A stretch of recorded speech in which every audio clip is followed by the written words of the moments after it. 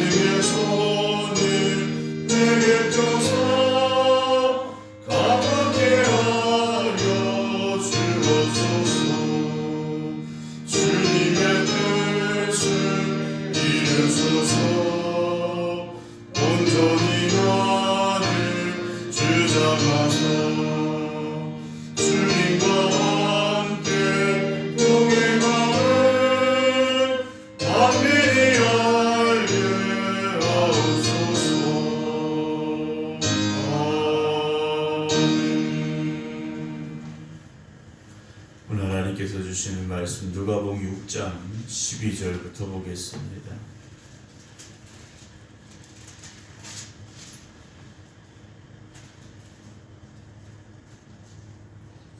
누가복음 6장 12절부터 26절 말씀입니다.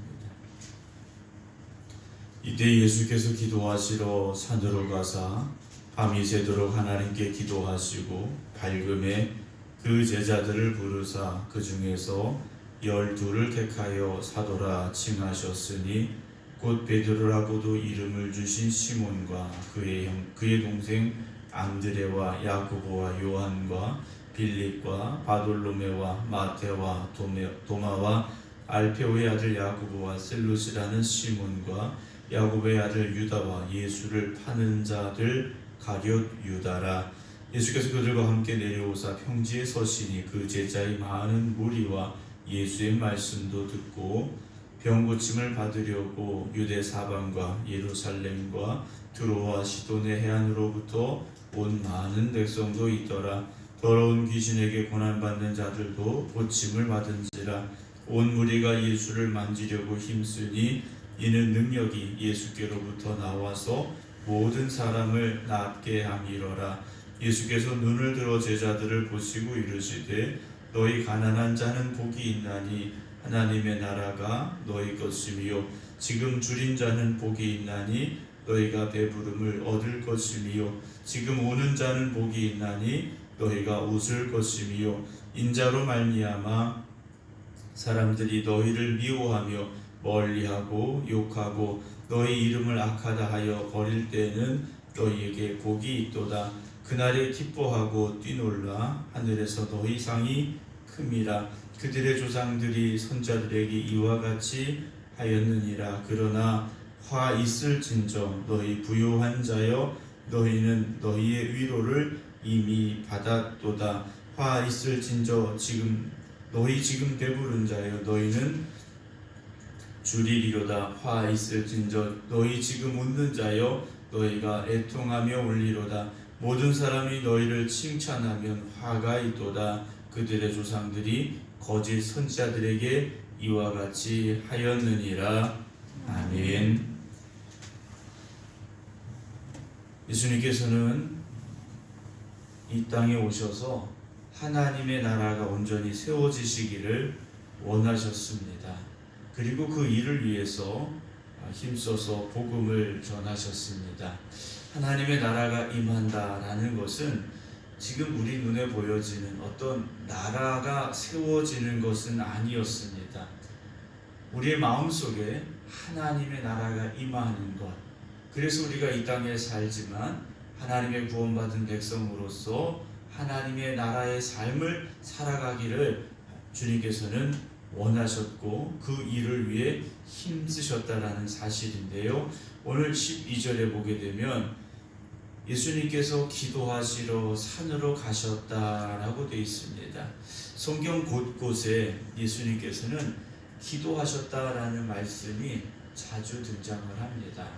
예수님께서도 끊임없이 기도하셨는데 오늘은 특별히 밤이 새도록 하나님께 기도하시고 밝음에라고 되어 있습니다.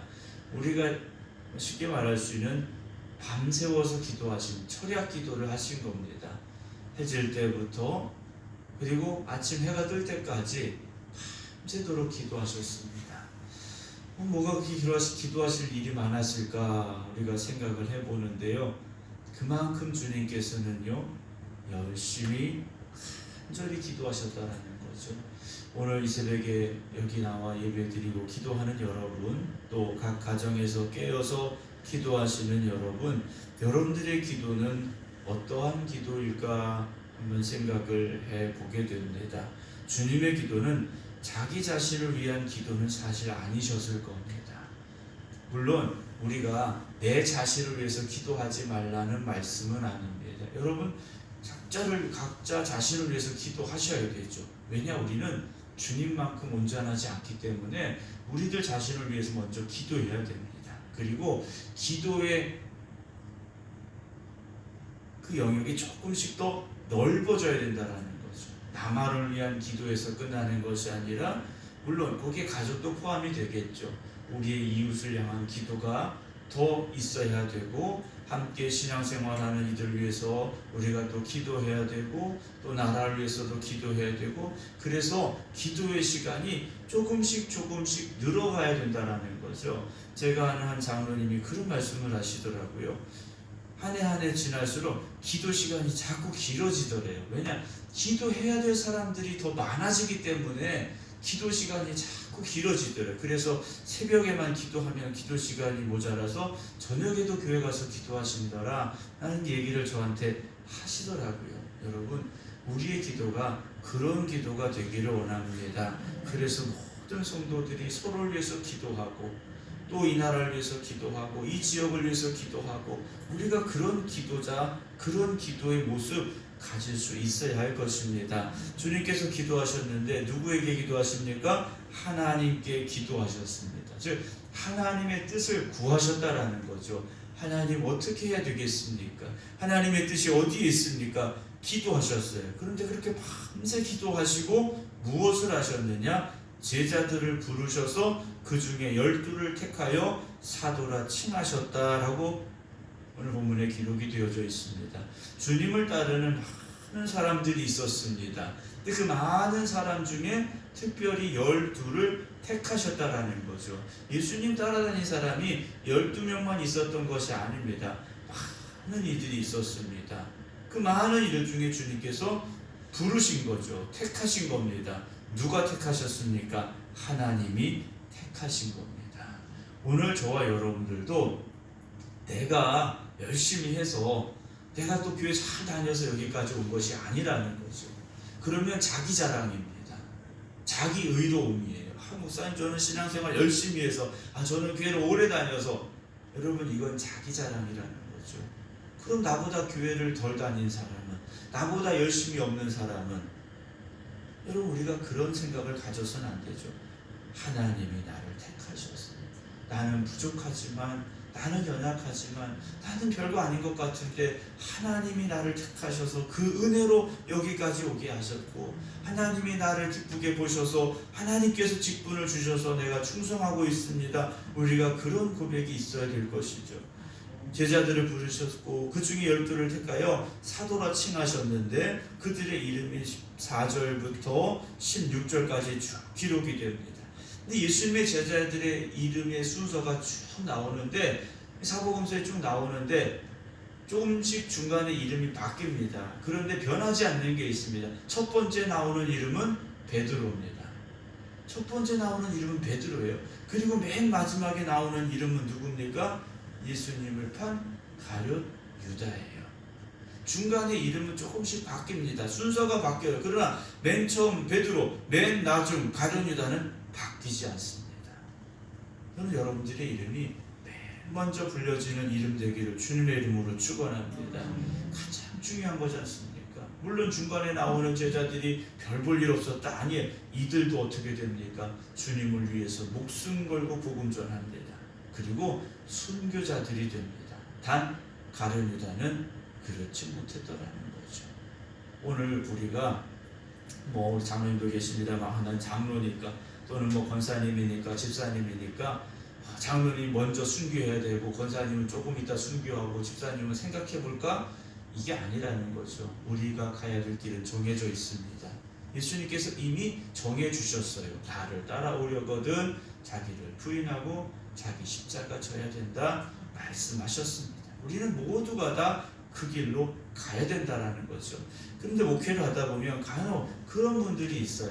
목사님, 저는 교회는 안 빠지고 열심히 나갈게요. 근데 다른 거는 좀 그래요.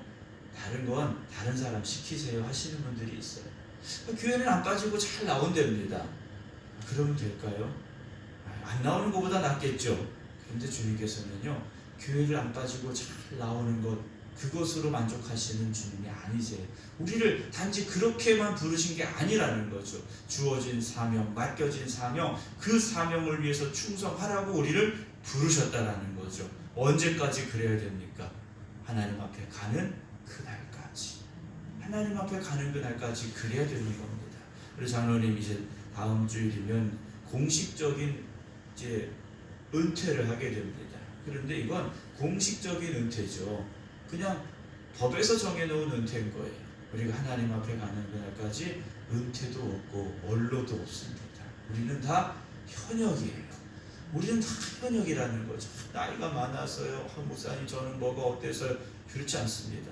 그 사람은 나름대로 하나님께서 쓰실 자리가 있기 때문에 부르신 것이고요. 해야 될 일이 있기 때문에 부르신 겁니다. 오늘도 세상에 수많은 사람들이 있지만 그 중에 여러분들을 택하시고 부르신 데는 하나님의 크신 뜻이 있다라는 것을 잊지 마시고 부르신 그 자리에서 충성할 수 있는 저와 여러분들이 되기를 주님의 이름으로 축원합니다. 17절에 보게 되면 예수님께서 그들과 함께 내려오사 제자들을 부르셔서 12를 택하시고 이제 그들과 함께 내려오셔서 평지에 서시니 그 제자의 많은 무리와 예수의 말씀도 듣고 병고침을 받으려고 유대 사방과 예루살렘과 두루와 시돈의 해안으로부터 온 많은 백성도 있더라. 주님 곁에 이렇게 많은 사람들이 모였는데요, 18절에서는 더러운 귀신에게 고난받는 자들도 고침을 받았더라 라고 기록을 합니다. 그래서 19절에 보면 온 무리가, 거기 온 많은 사람들이 다 뭐 하려고 했느냐? 예수님 만지려고 힘썼습니다. 예수님으로부터 이 능력이 나옴을 이들은 알았고 보았고 확신했다라는 거죠. 그래서 예수님 만지려고 한 겁니다. 그런데 예수님을 만져야 꼭 낫느냐? 12의 혈루증 앓는 여인도 만져서 나았지 않습니까? 그런데요, 만져서 낫는 게 아니라 믿음으로 나았다라는 거죠.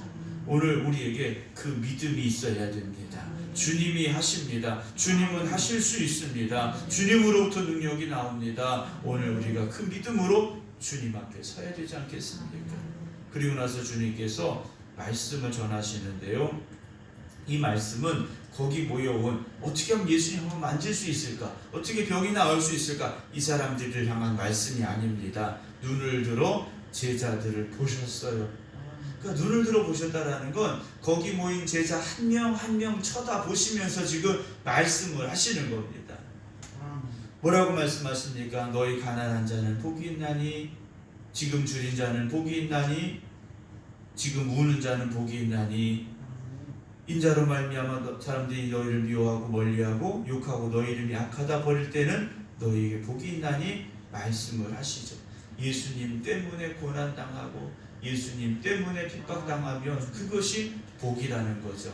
단지 우리가 먹을 게 없어서 배고프고 우리가 어려움 당해서 고난당하고 그것이 복되다는 말씀이 아닙니다.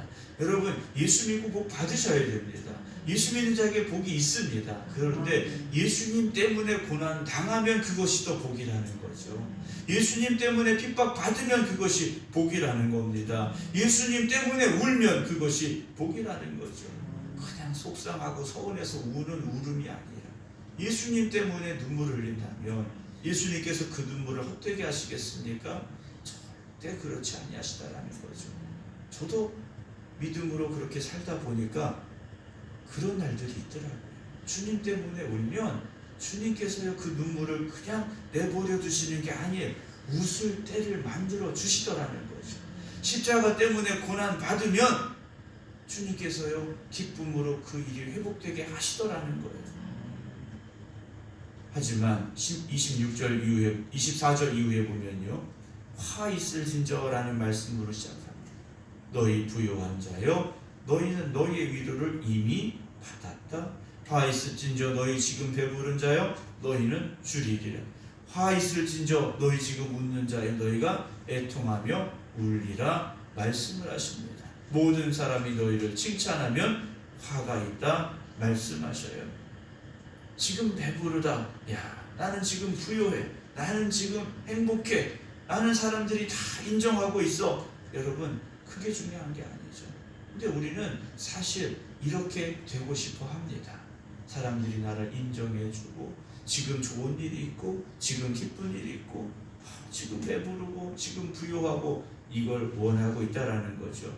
그런데 그것이 이 땅에서의 잠깐의 즐거움일 수밖에 없다라는 걸 우리가 알아야 됩니다. 사랑하는 성도 여러분, 우리는 하나님의 나라를 향하여 나아가는 사람들이고요.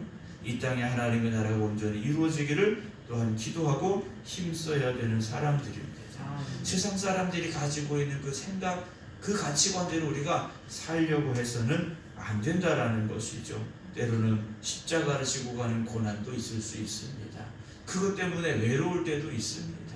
그것 때문에 우리가 고난 받을 때도 고통당할 때도 있다라는 거죠. 그러나 주님이 약속하신 그 영광의 면류관을 향해서 오늘도 우리가 주님이 말씀하시는 그 믿음으로 나아갈 수 있기를 소망합니다. 왜냐, 우리를 그냥 부르신 게 아니라는 거죠. 주님의 제자들로 부르셨기 때문에, 주님 일꾼으로 우리를 부르셨기 때문에 우리가 그렇게 살아가야 한다는 것이죠. 오늘도 이 하루를 살아가시면서 정말 주님 말씀하신 그대로 나에게 주어진 그 십자가가 무엇일까, 나에게 주어진 사명이 무엇일까 다시 한번 확인해 보시기 바랍니다. 그리고 그 사명을 위해서 힘써 살아가시기 바랍니다. 그러면 여러분들은 반드시 주님 말씀하시는 복 있는 사람이 될 것입니다. 오늘도 그 복을 누리며 살아갈 수 있는 주님의 참된 제자들 되시기를 주님의 이름으로 축원합니다. 기도하겠습니다. 저희들을 택하시고 부르셔서 하나님 나라 일꾼 삼아주시고 그리고 이 생극교회의 충성된 일꾼 되게 하시니 감사합니다. 부름받은 이 자리에서 주신 사명 감당하며 충성된 믿음의 일꾼들로 살아가야 하지만 우리가 아직도 세상의 사람들처럼 또 그들이 걸어가는 그 길로 가려 할 때도 있습니다. 오늘 이 새벽에 우리가 다시금 깨닫게 하시고 결단하게 하여 주시옵소서. 나를 따라오려거든 자기를 부인하고 자기 십자가를 지고 주님 가신 그 길로 와야 된다 말씀하셨습니다. 오늘 우리가 가야 할 길이 정해져 있음을 잊지 말게 하시고 그 길로 믿음으로 순종하며 믿음으로 인내하며 믿음으로 소망 가지고 나아갈 수 있는 저희들 되게 하여 주시옵소서. 오늘 하루도 주님의 백성들이 살아가는 삶의 자리마다 주님 함께 하여 주시기를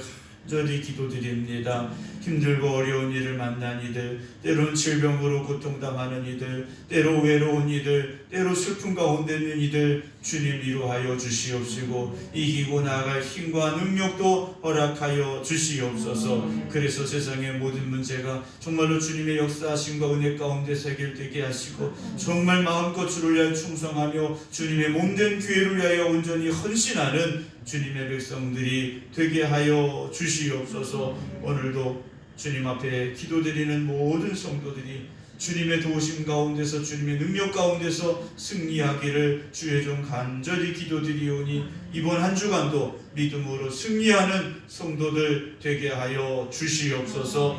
이제는 우리 주 예수 그리스도의 은혜와 아버지 하나님의 무한하신 사랑하심과 성령님의 감동 감화 교통하심이 오늘도 주님의 택하심 받아 여기까지 나와 기도드리는 또 각 가정에서 깨어 기도드리는 모든 성도들 위해 이제부터 영원토록 함께 하시기를 간절히 축원하옵나이다. 아멘.